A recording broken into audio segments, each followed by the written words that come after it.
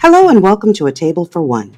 Thanks for joining your hosts Jeanette Aycock and Shanta Langford as we savor the single feast of life.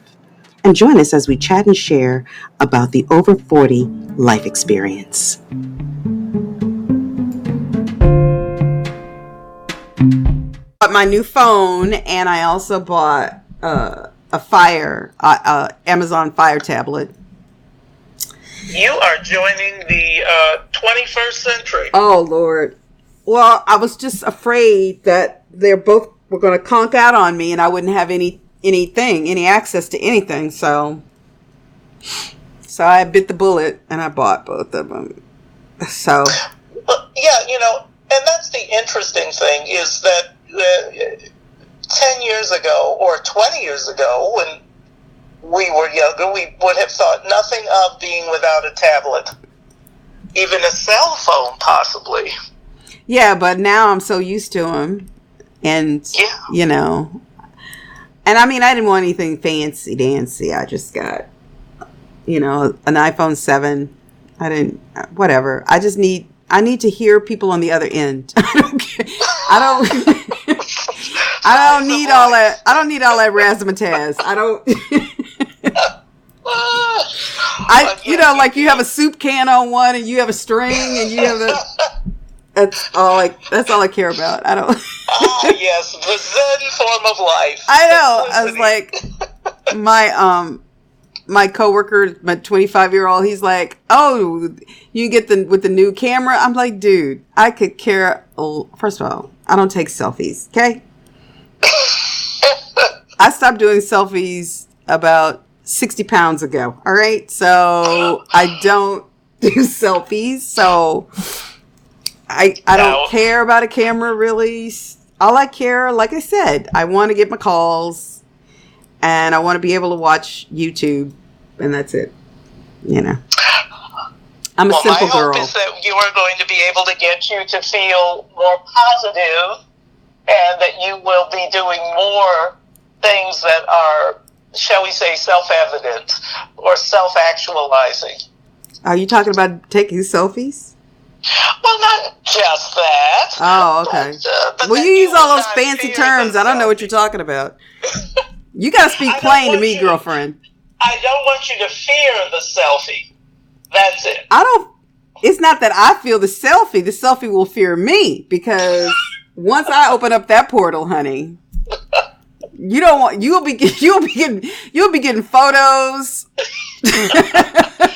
Not that there's anything wrong with that. I'm at the deli. I'm at the bus stop. No. Yes. So I think you're safe right now. Yes. Well, I want you to represent our age range, so that's all right. I am. Yeah. All right. Well, listen. I'm just happy that I did what I didn't want to do, and I got the new phone and the new tablet.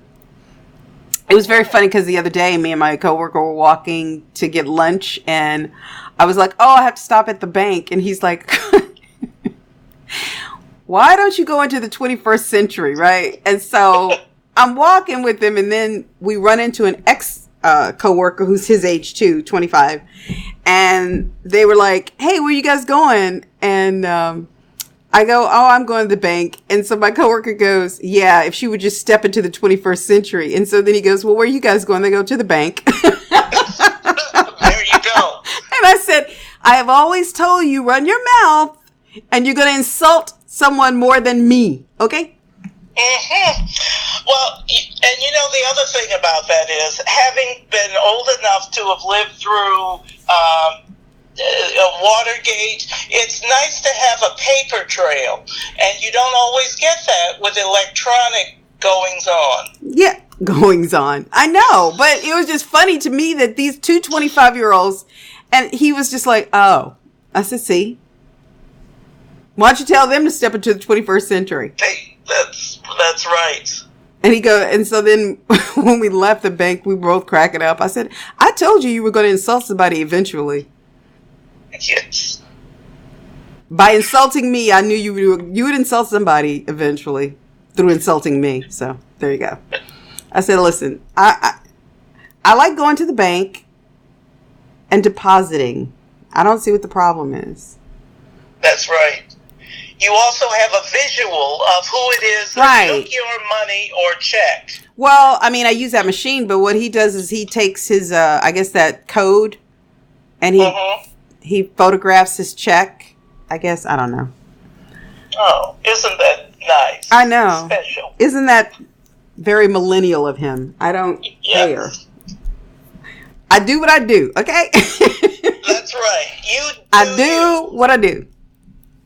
And it only took 2 seconds. I mean, you know, it's not like, you know, I had to take a horse-drawn carriage and then I gotta, you know, like, he's making it seem like, you know, I was like, exactly. Whatever. It's all good. It's all good.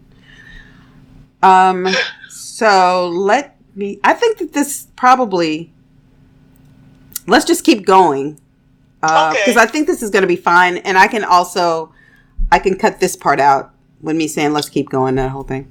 So, so tonight I thought we would talk about, I told you that I saw that book, and it was an interesting title, and it kind of like made me go, there's this woman who, she actually does relationship advice on YouTube.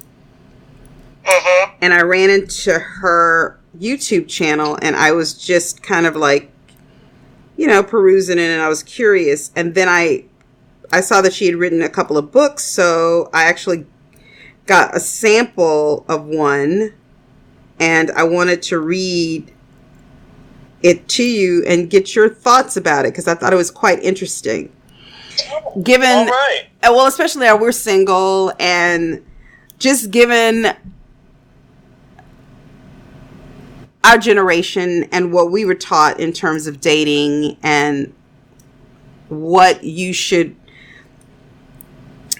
ask for, or you know, having your list, right? I just thought this was kind of interesting. So she starts it off with,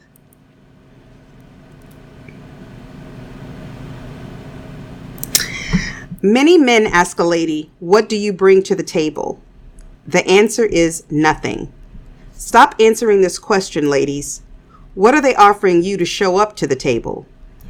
This table that men are speaking of represents a relationship, but a relationship is not a potluck dinner, and you don't bring anything because in this circumstance you're the guest of honor. You bring yourself to the table, and that's what you need to tell him.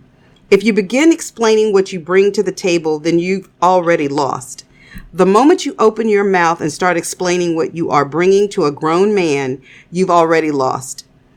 They'll stop asking it if you stop answering it. What do you think about that? I think it's an interesting viewpoint, and I think it's one whose time has long since passed.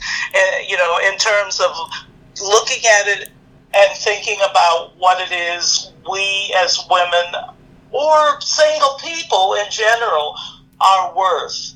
Right. And I agree that if you start answering the person and then start floundering around trying to figure out what it is you're bringing to the table, you have already lost, and you've already just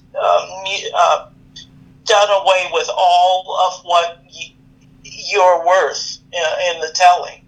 Right. Well, and I think the difference being that you should have in your mind what you're bringing to the table. And that's the confidence of knowing that I am just as worthy of having a great relationship and I have a lot to offer you. But that doesn't necessarily mean that I'm going to bring a resume to the table. And I think that that's the difference between your inner knowing that you have all these great qualities that you bring to this relationship and the outer telling someone as if you're doing a sales pitch. And I think a lot of us have gotten used to doing the sales pitch. Right. I think, too, that if, you know, you look at the person who's asking that question as well, and if they're that transactional about life and about a relationship, one of the things that it brings up for me is this person is used to having to make a list of things that makes them worthwhile. And Right. then I think you have to say in and of yourself, do I need to be with somebody that constantly feels they've got to prove their right of existence or their right of just being?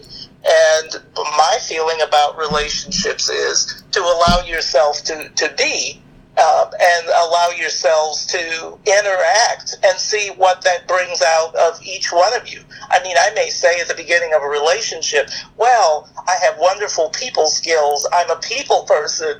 I just love to talk. I'm a brilliant conversationalist. But if none of that shows, if none of that's manifest, you know, it's kind of like false advertising, and I think it puts you under a pressure. The minute you start saying these are my qualities, Right. You're justifying yourself, and you're also painting yourself into a corner. Now, I'm not saying that you should just accept people and you should know nothing about them at all. But I think if you're at the stage where what are you bringing to the table? Either you haven't been looking at the person or listening to the person you're with, or you're too early in the process and you need to just let that person be for at least an evening and figure out if you want to spend any time with them.